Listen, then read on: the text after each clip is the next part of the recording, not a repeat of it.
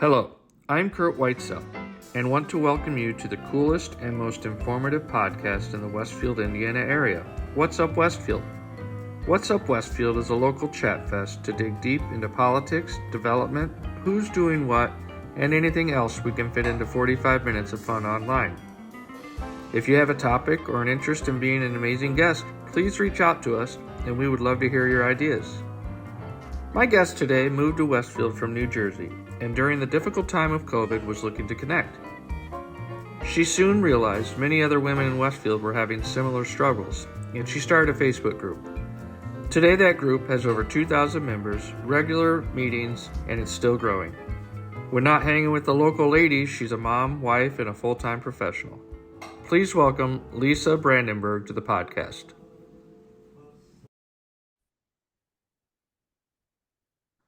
Well, hello, Lisa. Welcome to my podcast. I appreciate you coming and doing this today.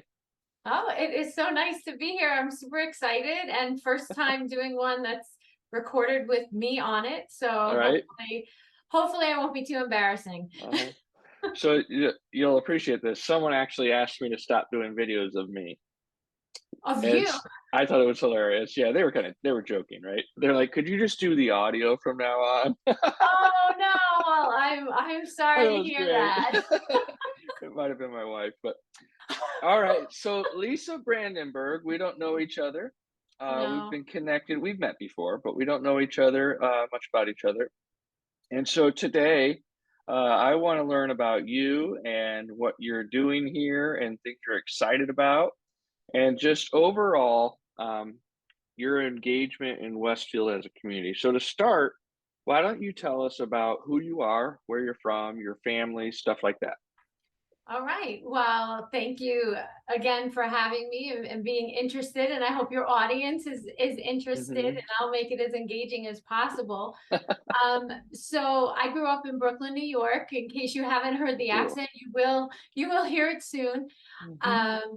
And was a theater major, got my degree in theater. Interesting. As you can see, I'm animated and stuff. And plug for my daughter and my host daughter, they are in Shrek, the musical, in cool. Shelton Auditorium at Butler this weekend. So if it gets out quick enough, December, what are we at, 9th, 10th, and 11th? Don't go there if it's next weekend. Okay. So excited she's following that. But anyway, I met my husband at a karaoke bar. I sing well. He does not. Don't tell him I said that. But I knew the night I met him that he was the one, and we got married. What song was it that made you think he was the one? I think he sang "Can't Find a Better Man," and it was so sweet. And I just the Holy Spirit clicked that night and was like, okay, this is gonna turn into something, and it was right. That's awesome. Yeah. He doesn't sing anymore. He got the girl, and well, it worked. Yeah. So, but yeah, we lived in Middletown, New Jersey then for 13 years. Had our 2 children there. I have a son, Robbie, who's now 13, and he's in 8th grade. I have a daughter, Joey, who is 15, and she's a 10th grader. And you know, I'd been working for my company for a long time. I had been laid off once, got rehired after a year and a half later, I got laid off again. And I just was feeling stuck in New Jersey. And I just said to my husband, who's a native Hoosier, so go Hoosiers, why are we here? Why don't we just move to Indiana? And he was shocked I said it. I was shocked I said it. Like, what the heck? I'm a Brooklynite, you know? Right. But we made the decision. He linked in with somebody. Within 5 days, he had a lead on a job here. And in December of 2019, we found out he got the job. He moved here in January of 2020. I stayed behind to help my kids finish out their school year. And then the pandemic hit. Oh, okay. So it was during that time. Okay. Oh yeah. So it was crazy. He was able to come back home then to Jersey and work remotely from there. And we ended up moving because everything was still in motion. And at that time, we figured he'd be going back to the office soon. And one of the things I remember when we first came here in August of 2020, not knowing anybody except like two aunts, is how lonely it felt.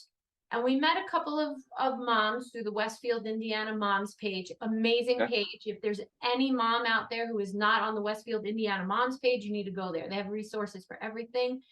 And essentially what happened then, Curt, is I put out an SOS. Anybody have any 8th grade daughters who'd be willing to meet me? And at that time, a few stepped up. They brought their daughters. We ate blizzards outside in the Dairy Queen little outdoor eating area.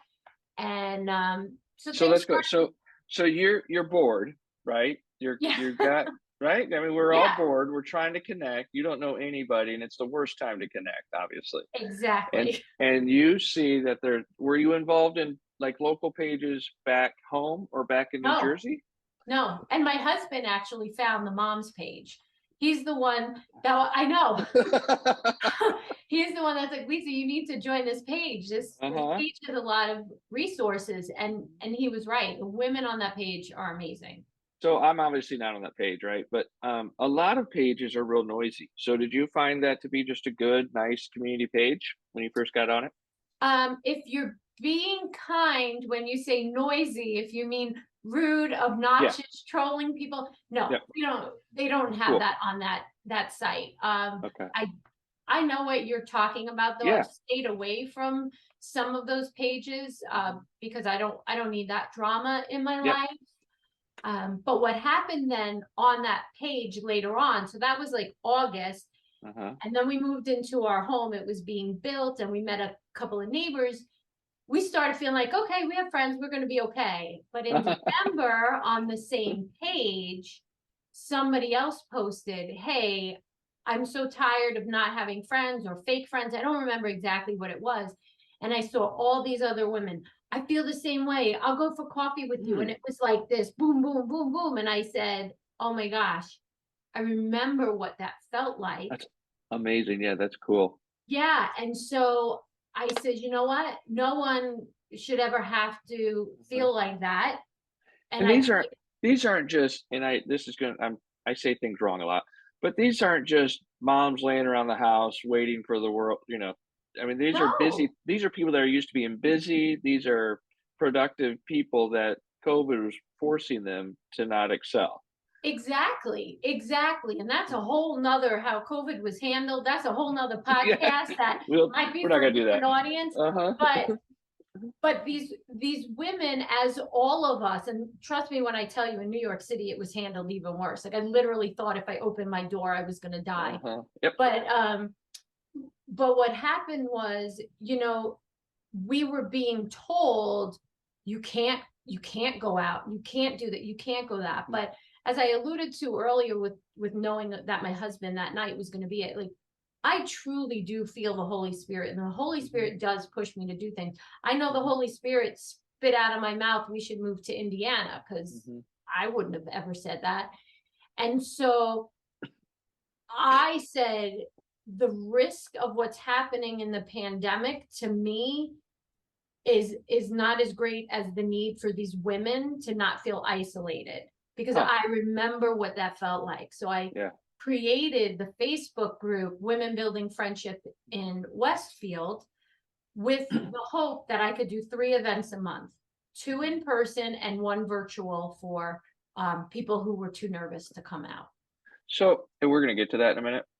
I want to talk about that. But first, what did it feel like? So during COVID, my business kind of kept going because the real estate it's an in-person business. And then we bought a restaurant, and so we had to be in the restaurant. So there was a time where nobody left the house, right? But I never stopped with face-to-face stuff. And so I never felt lonely. Right. And also my kids were home.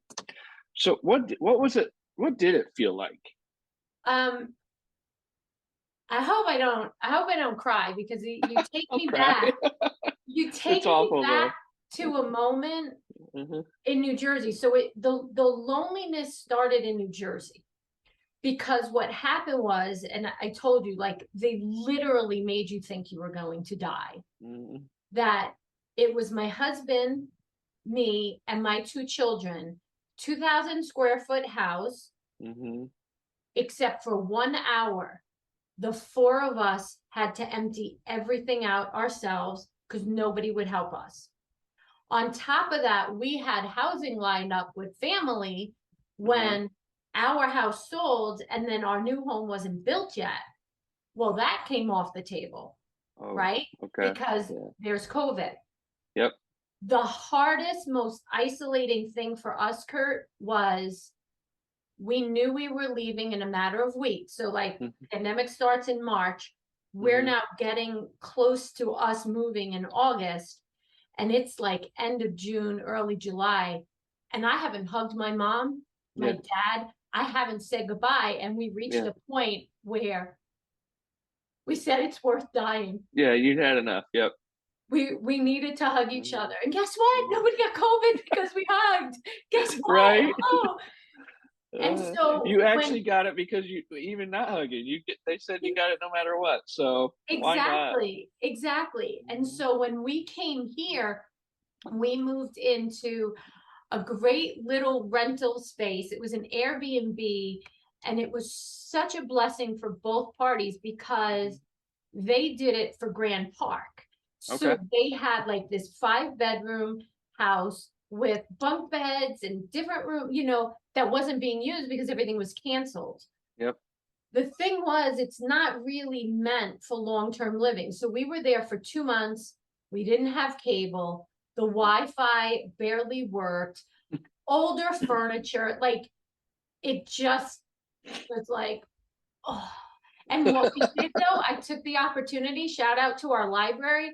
I went and I rented old movies. So I had my kids watching something, what's the matter with Baby Jane or something like that. I forget what it was. Hitchcock's The Birds. And so there was a beauty to it, but it was a sadness. It was this emptiness. And it just felt like, you see how today is kind of gloomy? That's what it just felt like every day. Just felt like gloom.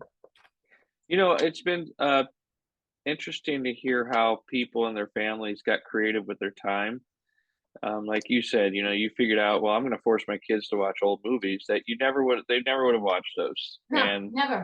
They enjoyed it. I bet they may not have asked for it, but they enjoyed it. We did some fun stuff that we never would have done and spent a lot of time together. And so I think it's been interesting to hear people, how they adapted as a family here in Westfield, and how a lot of the things in Westfield that we like adapted as well and provided some sort of space or opportunity. And it's, the parks were still kind of fun, even though you couldn't go on the slide, but there was some stuff to do. And I think it's cool to hear about how people have done that.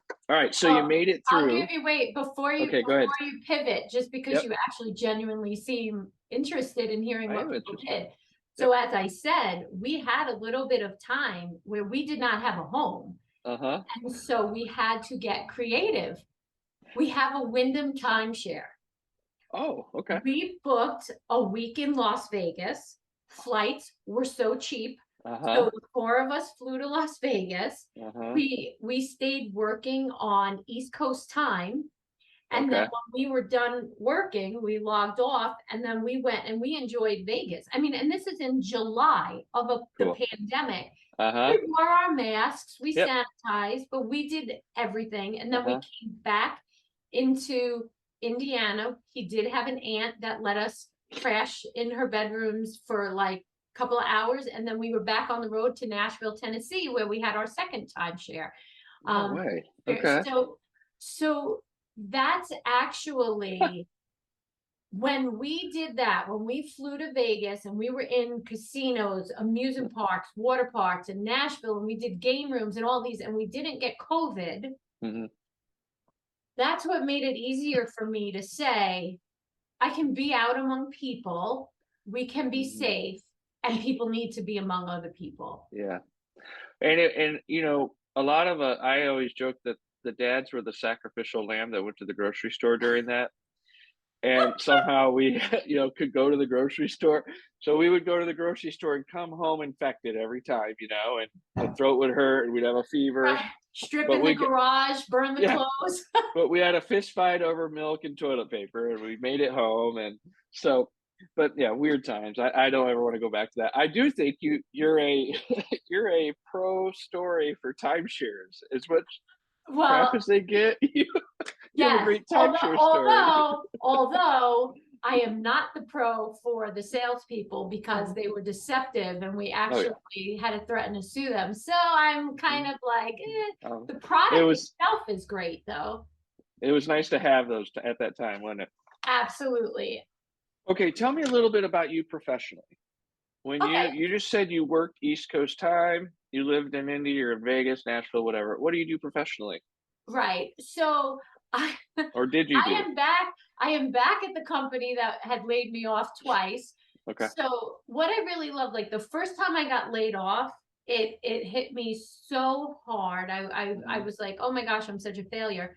But then I got brought back and I was like, okay, it wasn't me. It really was the role got eliminated. And then the role got eliminated again, but they brought me back again. So it's really quite cool to know it's not me. It really is just this thing. And so my earlier roles were very heavy with learning and development. So creating trainings, sometimes getting to facilitate them, other times vetting out the vendors. And unfortunately, in lean times, learning and development seems to be one of the things that go, you know? And, so it's the stuff that they can live without. They shouldn't live without. You got to invest in your people. But that's what it was. And now my role is heavily involved in process improvements. So how can we make things better? I'm in insurance through certain parts of the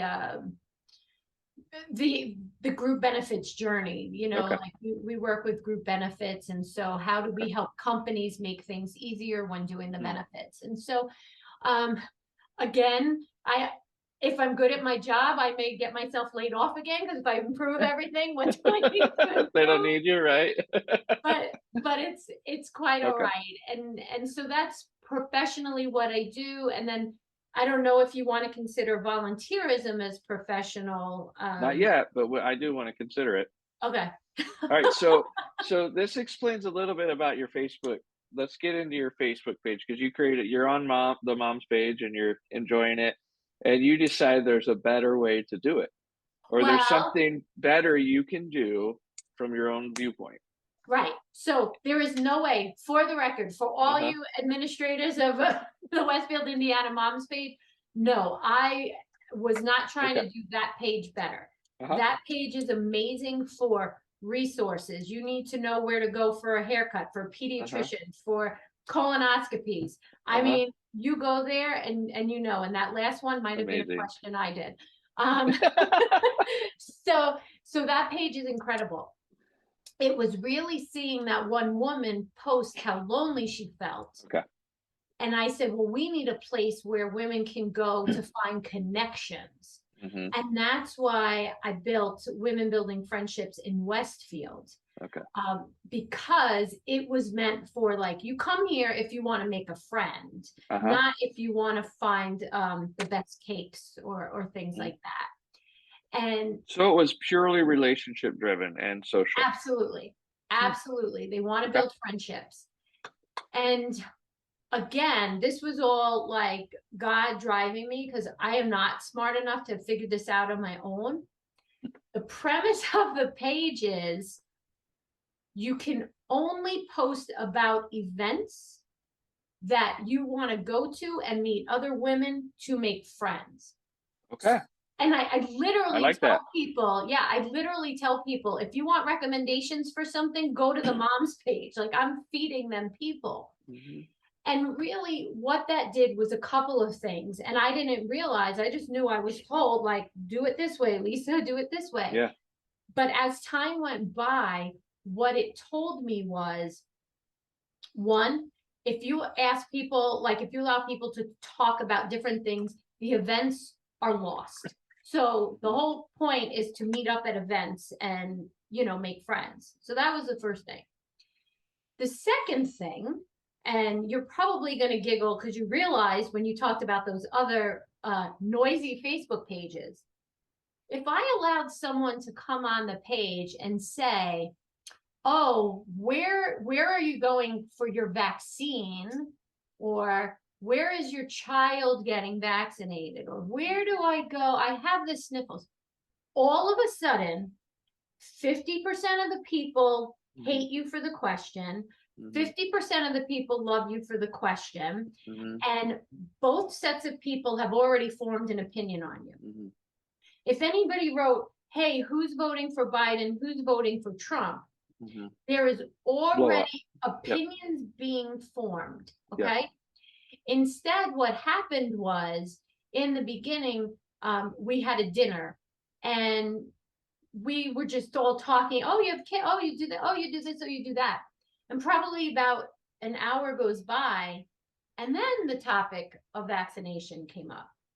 And then there were people saying, well, I didn't do that because of this. And other people saying, but did you consider this? And there's this healthy discussion amongst friends. It's amazing. Not amongst keyboard warriors. And again, I wasn't smart enough to figure that out. I just did what I heard. And it really turned out to work. Well, I like that you pointed that out because one of the things that has frustrated me is we, for the last years, we're just immediately divided on things that we normally never would have known about each other.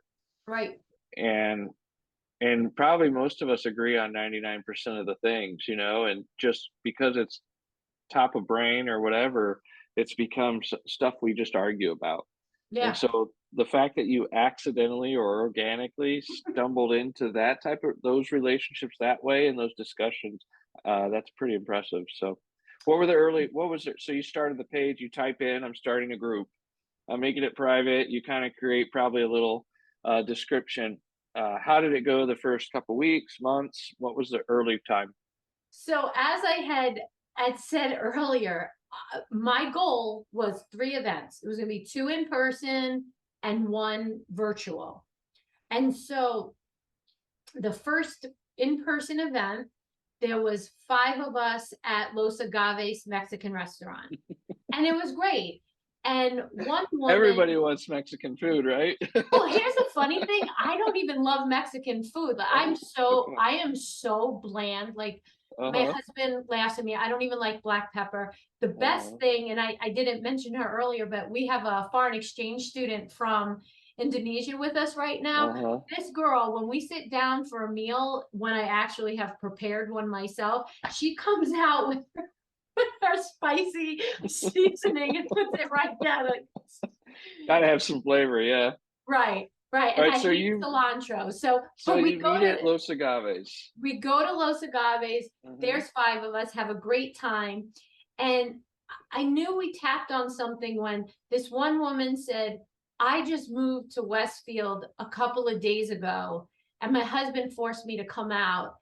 And we have become such great friends that I'm going to be seeing her on Christmas Day, and she almost didn't come out that day. Then the second one was a breakfast. And again, I think it was just 5 or 6 women. And I was like, oh man, we did a virtual one. And again, it was like just 4 people and then me made 5. And I go, I cannot break this 5 or 6 person mark. And we did a small business open house at my house. I opened up my home. And again, I'm a nut job. I didn't know any of these people. Hey, you're crazy for that. And I was like, you know what? Well, I was smart. I never posted my address. I just said, if you say you're coming, I will message you and give you my address. All right. And I set up my living room, kitchen area. We had like a Scentsy person and a food person and a wine person. And I go, how do I get people here? And literally, I created this video and I go, look, everybody, I know right now you're thinking of every excuse not to come. And I won't bore you with the details, but I gave them the 3 excuses. I broke down their excuses. And we wound up having, I think, 22 women come that day. And one of the women even said to me, I wasn't going to come until you had the book, right? So they came. And then little by little, now those 22 people are talking, and it spread. And I think I was so excited when it got to like 200 people. Then it got to 400 people. And a friend of mine, who was the one who said she wasn't even going to come that night, unbeknownst to me, messaged the Current and said, hey, you should talk with her. And they interviewed me, and we were at 400 people. By the time the article came out, we were at 700. And then now we're about 2,700 women. And remember those 3 events that I said I was going to have in a month? We have those in a week. Oh, wow. Okay. And we have everything from exercising, free events. We have the Singo at Urban Vines on Wednesday nights is popular. We have live music. We have mystery book clubs, historical book clubs, spicy romance book clubs. All different types of things. We even try to do cultural stuff. We had 2 Happy Huli events. That's the event where they celebrate the coming of spring, and it's almost like a color run, like they throw the colors all around. And we have 50 and older group. Like it's just. So who's creating these subgroups in your group? Is it the members or you or? Well, in the beginning it was just me, and then I started getting smart, and I saw the women who were actively participating and what they liked. And I tapped them on the shoulder and I said, listen, I cannot do all of this. I work full time. I can't do brunches. There are people who need brunches. And so somebody is in charge of making sure there are brunches. And I don't have young kids, so someone was in charge of that. Now, I'd be lying if I say that kind of leadership group is still really fully active. But they got it to a point now where people are just going on and creating their own events anyway. That's fine. So it now has a mind of its own. I used to go to every single event because you needed someone there to make sure everybody felt welcome. Well, then the leadership kind of took over, and they made sure people felt welcome. And now, and that was one of my questions. You were talking about your group that came that had 20 people, right? And I do a lot of business networking. 5 people's real easy to talk. When the 20 people showed up, you're a very outgoing person. When the 20 people showed up, did you find it a challenge to make sure everyone felt like they were making friends? And did you feel like you were the puppeteer kind of, or it sort of was organic in that there were 5 people with a booth, and the women came. And by the way, I just want to make this very, very clear, because there has been some noise. This group has never been and will never be about making sure people sell their products and do that. This was a unique event because my tagline is every woman deserves a strong support system. This was an event where when I signed up the vendors and when we prayed before I opened up those doors, each vendor knew this is networking first and sales later. There are no hard sales, nothing. And so people came, but now to get to did you feel like you had to do it?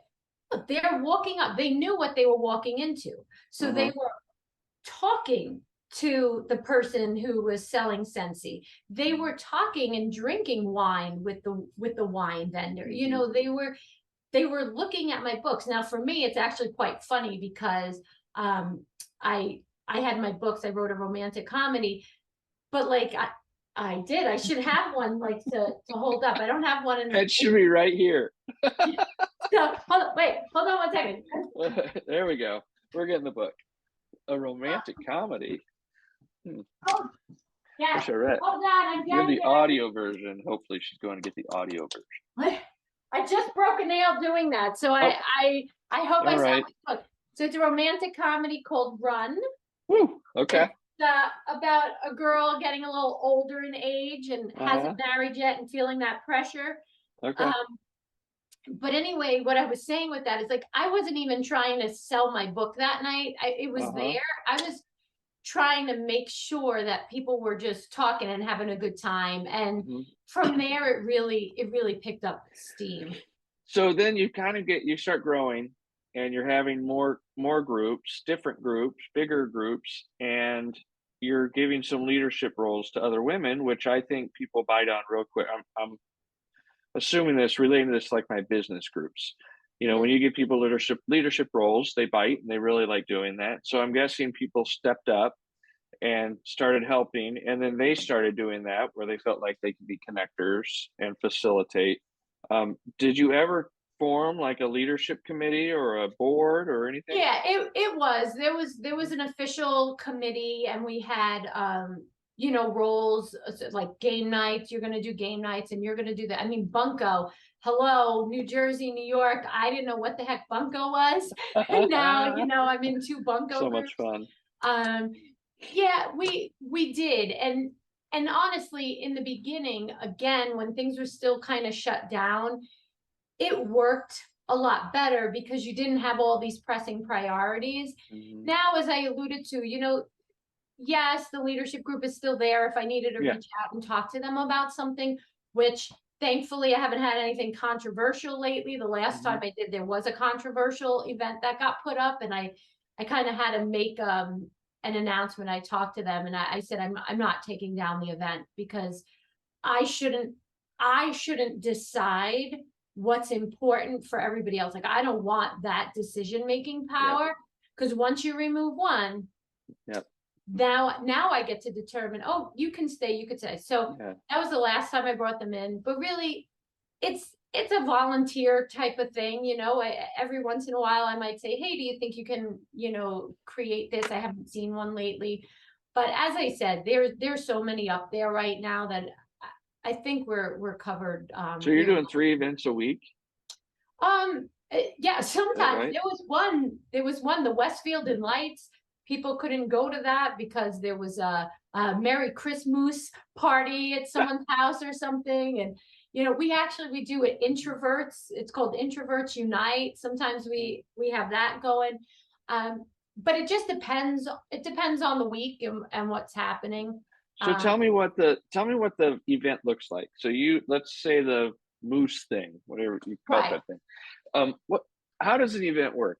Are you virtual? Is it in person? What are events? So for the most part now, they're all in person. And you remind me, I'm even going to make a note. I'm going to see if anybody wants to meet virtually. And it's hard, right? Because with anything, people may say they come and then they don't show up, and so sometimes it's difficult.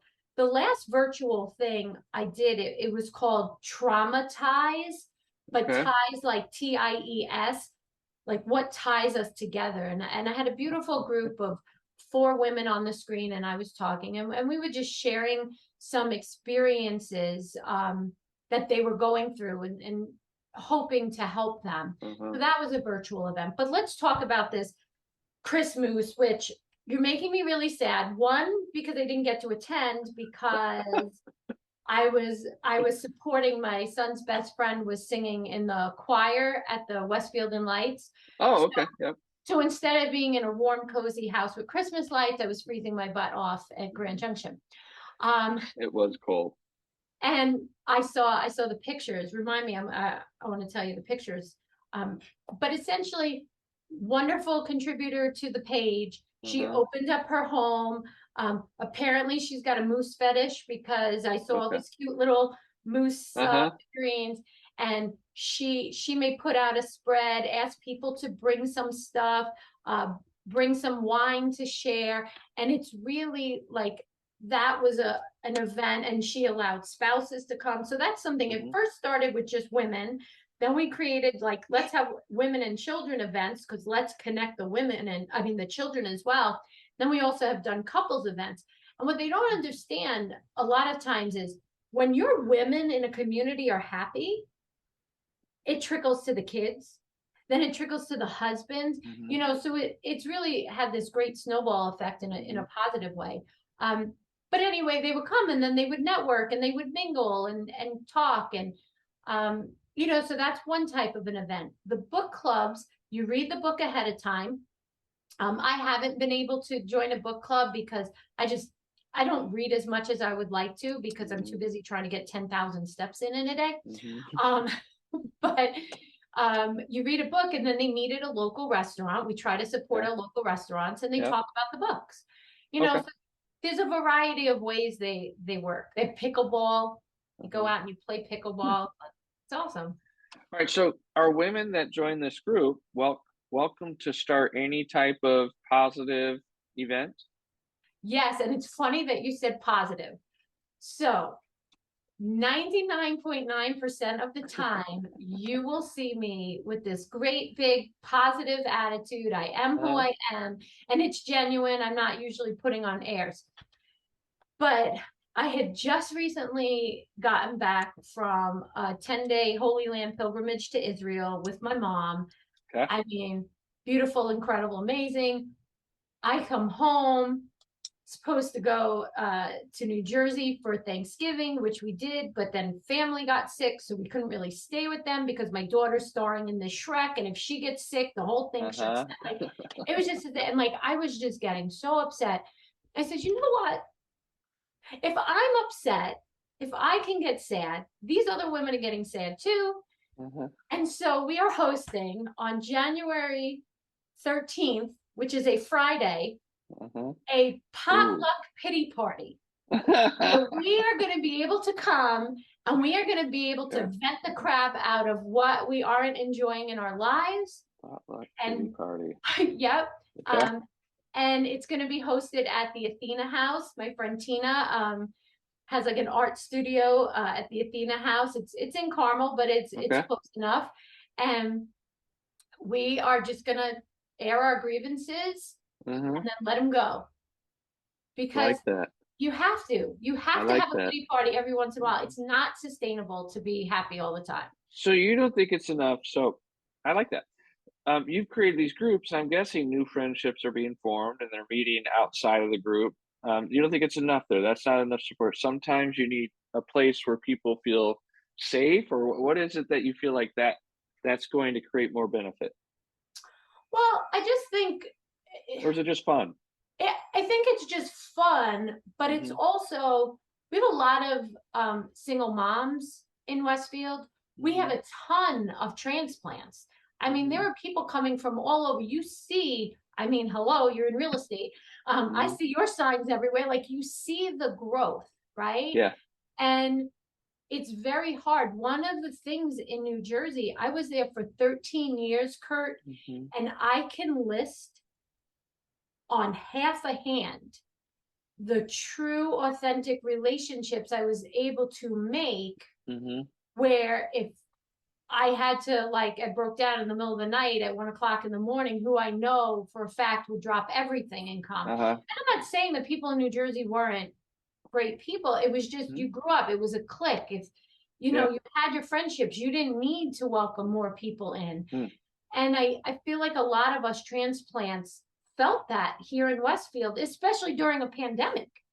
So it's really was a way to get these people the support they need. And now I know single moms who are able to go run off and bring their older daughter to college because somebody's willing to watch the baby. And I know people now who are getting rides for their kids who didn't know each other before because now they do. So it is mostly fun, but I know there are side conversations happening. Like we have beautiful, beautiful women in the group right now who are going through divorces. And I know they're getting together and they're talking it through. I'm not even there. Like, I can't even tell you how amazing the relationships are because there's so many things happening and I'm not even a part of them anymore. I kind of have FOMO. What's that feel like? What's it feel like to know, and I know this is not bragging, not taking credit for anything. What's it feel like to know that you hit a nerve in a community that's fairly established? There's plenty of places on Facebook to meet and socially that you hit a nerve that has created that. And you know it's making a difference. What's that feel like to you? It's an honor.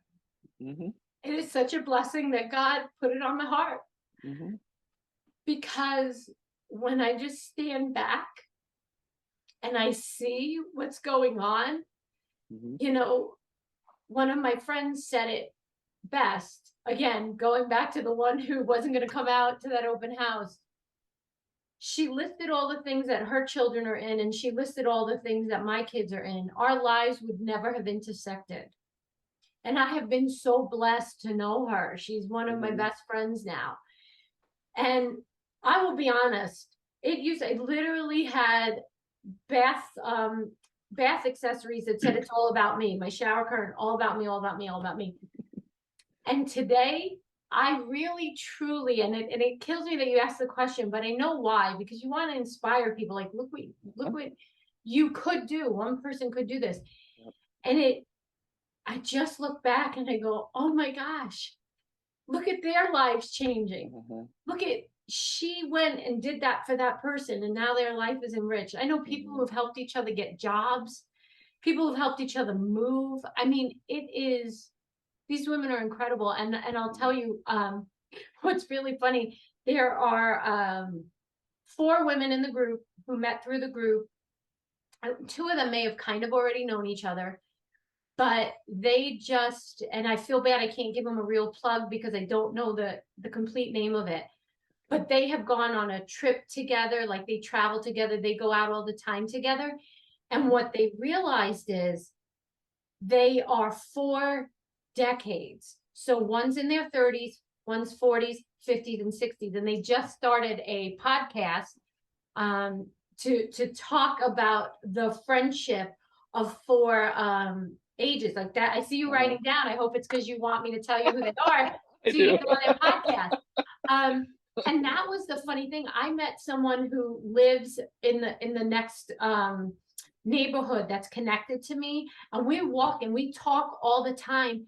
And I forgot what she said one day. I mean, we've been walking for months, and I go, oh my God, I could be this woman's mother. Like, it's like, holy cow. And then on the upside, I played bunco with beautiful women who could be my mom. And it's pretty incredible. You know, it's interesting too, is probably if you started that at a different time, it may not have worked. It wouldn't have. Or if you started it today, it may not have worked. You know, it's just that timing was pretty perfect. You're 100% right. What would you,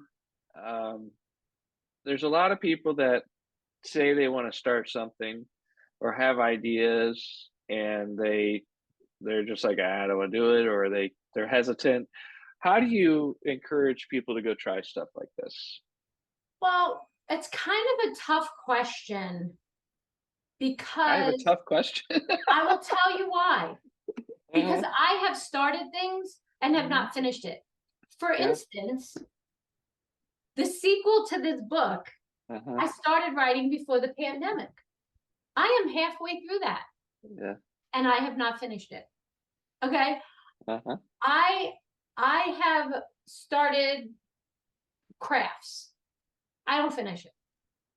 The reason why it's a tough question is because for me, it isn't until God told me, move to Indiana. This guy is the one.